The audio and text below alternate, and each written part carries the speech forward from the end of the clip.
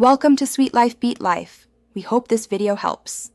In this video, I will show how to cook Yong Tau Foo dry.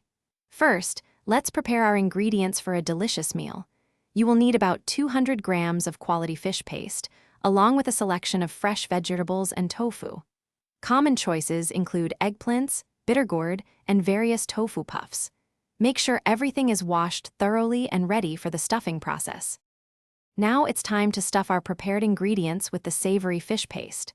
Gently push the paste into the hollowed-out sections of your bitter gourd or slit tofu. Once everything is stuffed, heat your pan with approximately 2 tablespoons of cooking oil.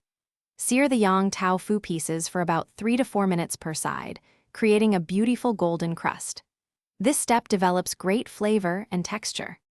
The dry sauce is what truly defines this dish, so let's prepare it carefully. Combine 2 tablespoons of light soy sauce, 1 tablespoon of oyster sauce, and 1 teaspoon of sesame oil. Add a pinch of sugar and a 1/4 teaspoon of white pepper for depth. After removing your seared items, quickly sauté 1 clove of minced garlic and 1 small shallot in the pan. Pour in your sauce mixture, letting it simmer briefly. Gently place all your seared Yong Tau Foo pieces back into the pan with the simmering sauce. Toss them carefully, ensuring each piece is beautifully coated in the rich, aromatic sauce.